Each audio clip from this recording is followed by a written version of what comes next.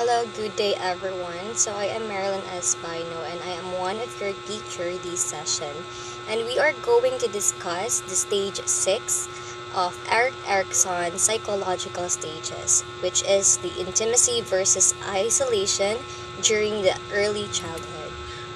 So first is, what is intimacy versus isolation? So intimacy versus isolation is the sixth stage of Erikson's theory of psychosocial development, which happens after the fifth stage of identity versus role. So this was just a continuation of the first topic, which is the identity versus role confusion.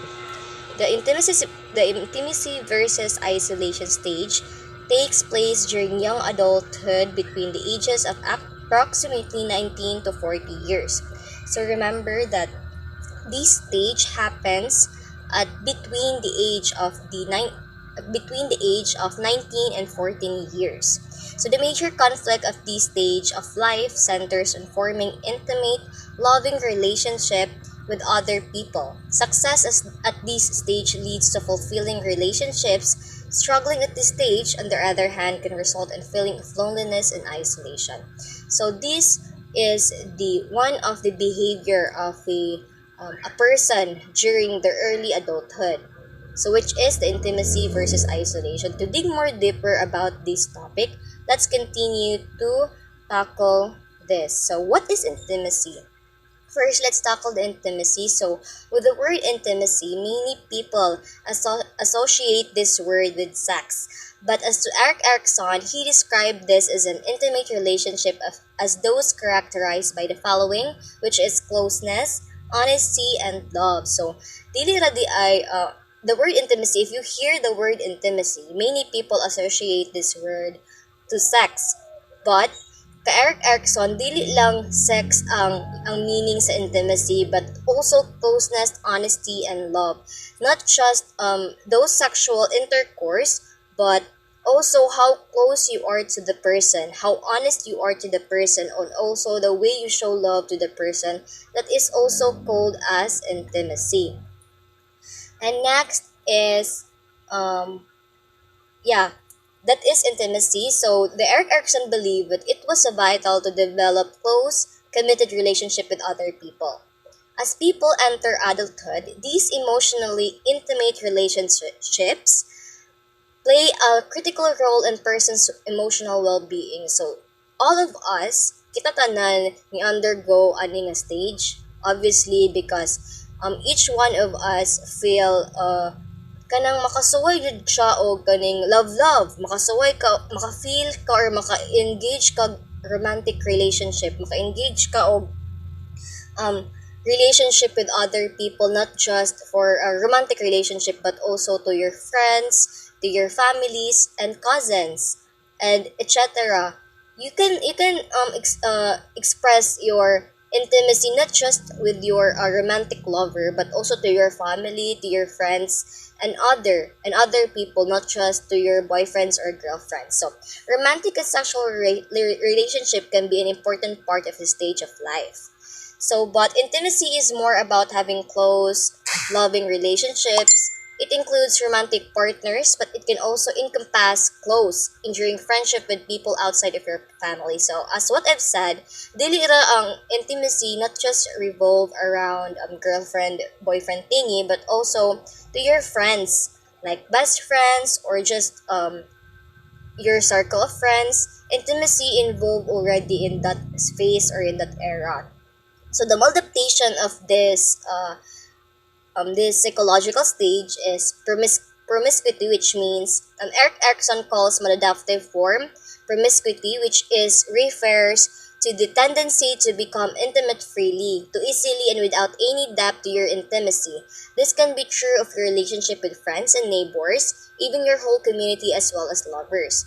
So ang pangan sa multiplication aning intimacy is promiscuity, which means nga dali ra ka maka build a relationship or intimacy between other people. So sa akong ging ganina, not just your romantic lover but also to your friends and neighbors, bisag silingan makakuan kita og intimacy sa bisag sa atong silingan, not those intimacy nga kaning lain na kaayo, but ang meaning ana is intimate, closely, free ka na dali kayo tama ka himo og relationship with other people, dali ra kayo tama ka ato mapalagay loob or ma-close na to, that closeness man, di ba, ang sa intimacy. And yeah, that is closely to each other. We can easily become close to each other. That is intimacy.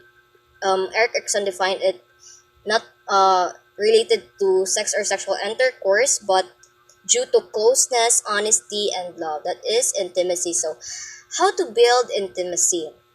So, in Erikson, learn to open and sharing with others in an important part of the intimacy versus isolation stage. Some of the other important tasks that can play a role in succeeding or struggling at this point of development include being intimate. This is more than just engaging in sex.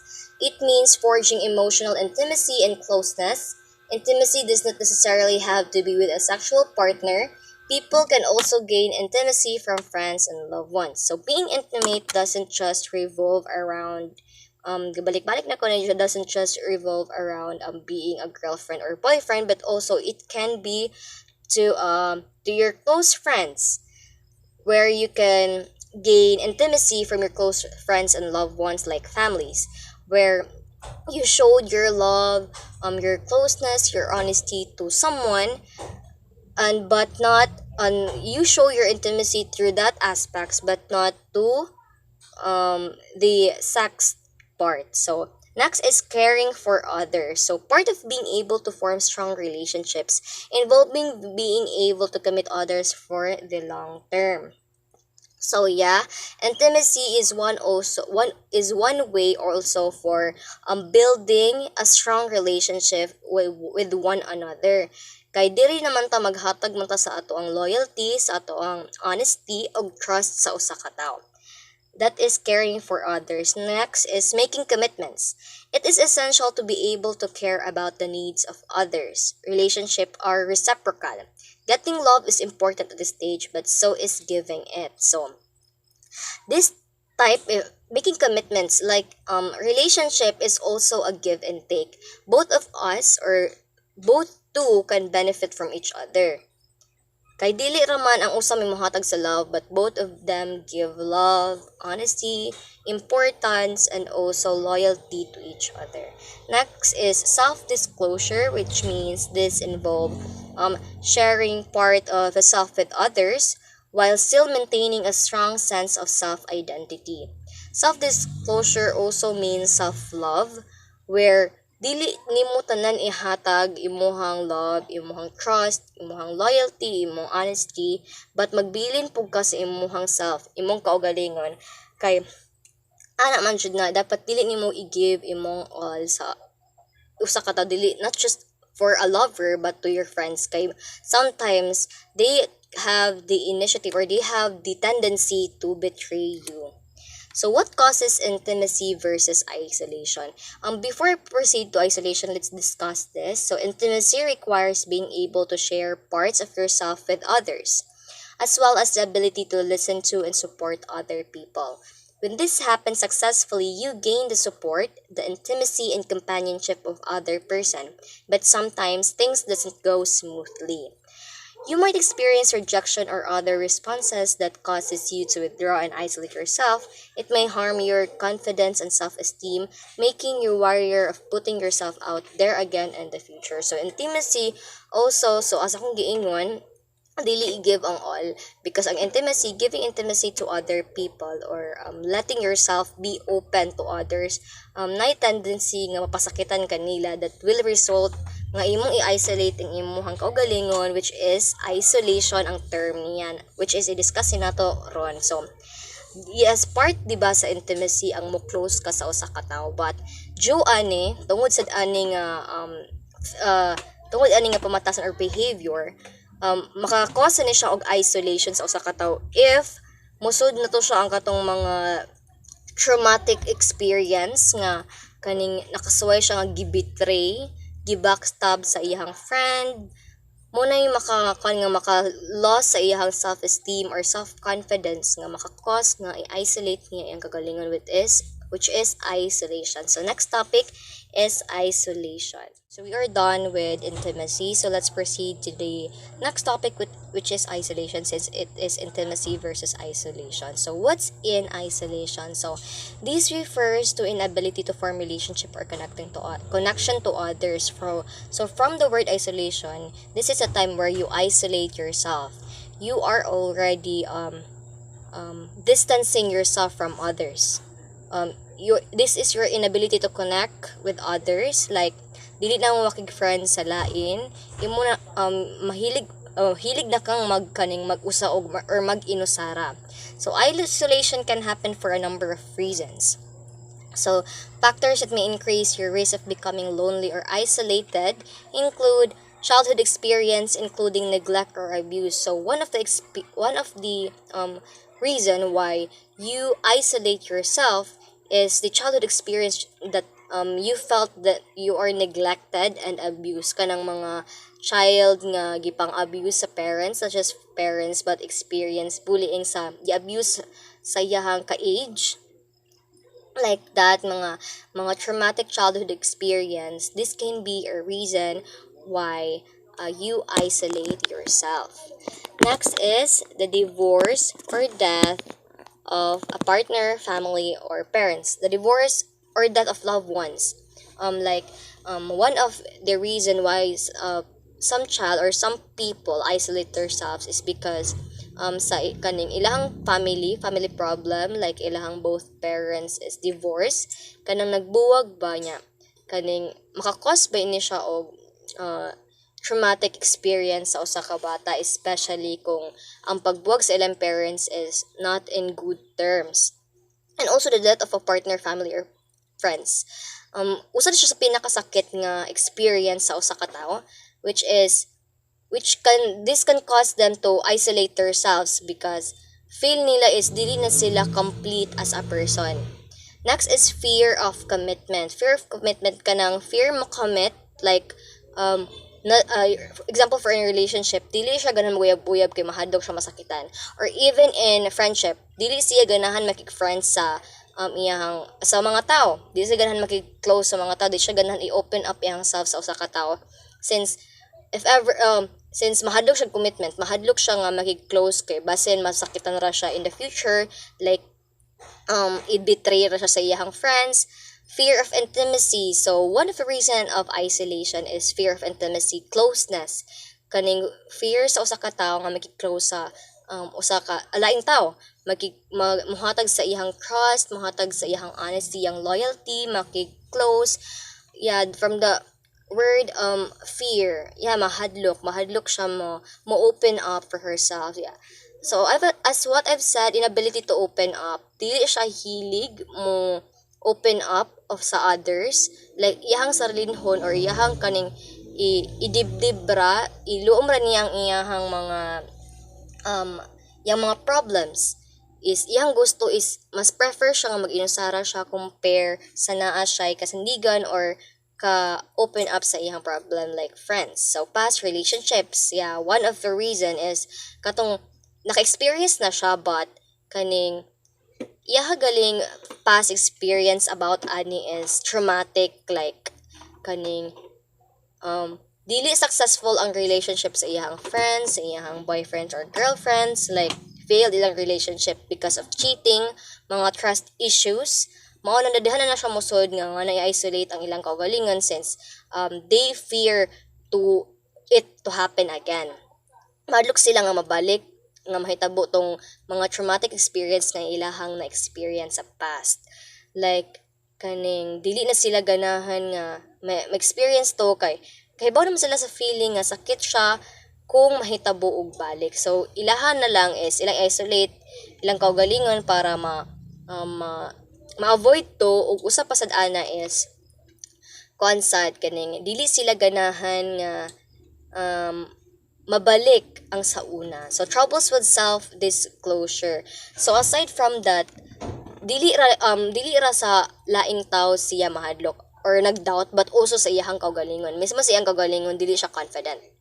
Kay tungod sa mga nahitabo, dili na siya ka kon if trusted ba ang other people or trusted ba ang laing tao, especially herself or his self, kay feel niya if kaning gamayng trigger is kaning dali ra siya mo bigay, dali na siya mo bigay sa iyang emotions, so sa kata that's why nga iyan na lang i-isolate iyahang kaugalingon.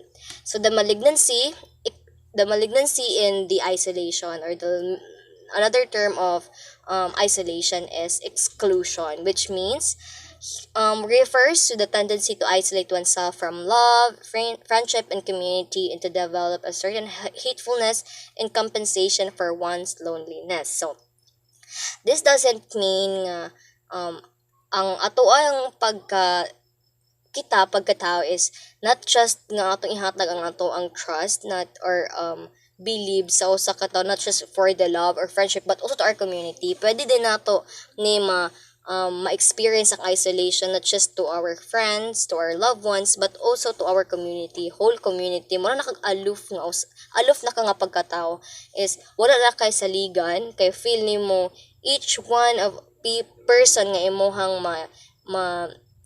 masinati or maimuhang makauban is naay chance nga i-betray ka. So the consequences of isolation, so napud day consequences ang isolation, which is struggling in this stage of life can result in loneliness and isolation. Obviously, if ang tao i-isolate or iyahang i-isolate iyahang kaugalingon, maka-feel siya loneliness kay wala man siya someone nga matabian or someone nga makauban-kauban, so lonely jud kaayo na. And that's why nga muna ganahan niya if trip niya nga of lonely siya nga usap nga pagkatao is mong i-isolate niya ang kayang kagalingon. So these are the reason or the consequences. The consequences, I mean, not a reason. So adults who struggle with this stage experience fear or few or no friends. So yeah, if someone isolate themselves, so meaning ana is kaning naglisod gud sila open up sa uslaing tao. So meaning isolation, from the word isolation, ilang isolate ilang kaugalingon. So ang pasabot ana is either na sila friends pero gamay ra or wala jud sila friends. Next is lack of intimacy, mga manhid kani sila or either wala sila close friends. Dili sila kaning touchy like that. Then lack of relationships, yeah, wala sila yung mga boyfriend girlfriends or friends or any relationship within the community, wala kay tungod i-isolate ila kagalingon or ganahan sila nga mag inusara ra. Next is poor romantic relationship. Yeah, balik-balik na ang mga tao nga i-isolate nilang kagalingon is either naa or wala na sila boyfriend, but mostly wala na sila yung mga romantic relationships. And weak social support. Weak social support means wala jud siya social, wala siya kaning social support, like wala siya dili siya sociable nga pagkatao, wala siya friends beyond their community or in their community, or wala siya ka close, wala ka ila, like that. So next is how to overcome isolation. So if you are struggling with feelings of isolation, there are the things that you can do to form closer friends with other people. First is avoid negative self-talk. So kung kita nga tao is ganahan ta nga mag-isolate, but at the same time ganahan nato ma-overcome ang ato ang fear. So ang ato ang buhaton is avoid negative self-talk, like kana galing imuhang i-down imong kagalingon, like be confident kaning dili nimo i-let ang mga negative vibes or mga negative comments sa mga tao about nimo. So one of the reason also sa mga kaning na ma-isolate ang mga tao sa is because siguro sa mga judgment sa ubang tao, like ilahang mga view nimo, ilahang mga comments nimo, usa na sinungdan nga nung lack of confidence ang usa ka tao tungod sa mga marites sa mga tao, sa mga tao. So the things we tell ourselves can have impact on our ability to be confident in relationships, particularly if those thought are negative. Like panagaling mag-una kag huna-huna og pati compare sa ang possibility nga basig dili na mahitabo nato, like mag-overthink ka, like kaning advanced thinker ka, that's why nga nganing mas mas mawala imong self-confidence kay ikaw mismo wala kay believe sa imong kaugalingon. So next is build skills.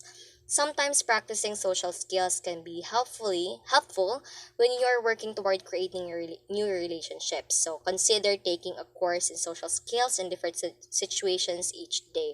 So if you really want to overcome that side of you nga mag-isolate, mag-practice ka nga mag-build ka og social skills like communication skills. You will practice that.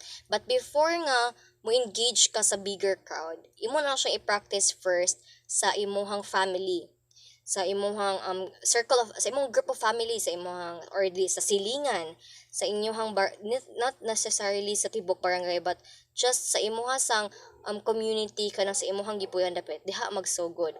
Makigtabi kanila is kaning maghinay-hinay ka step by step since it needs a long process. It needs a process to overcome isolation.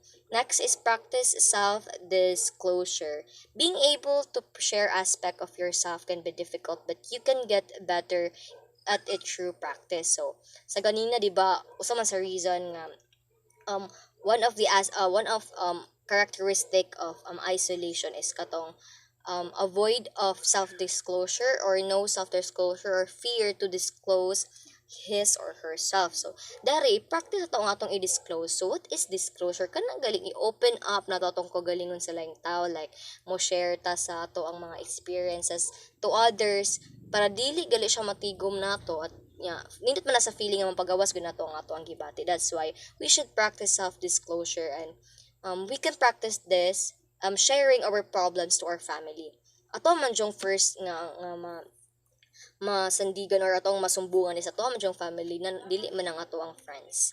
So next is the virtue. This is the last part of my report before we proceed to the stage 7, which is will be reported to another teacher for these topics. So virtue, the last part of my topic, which is love. The virtue of isolation and intimacy versus isolation is love.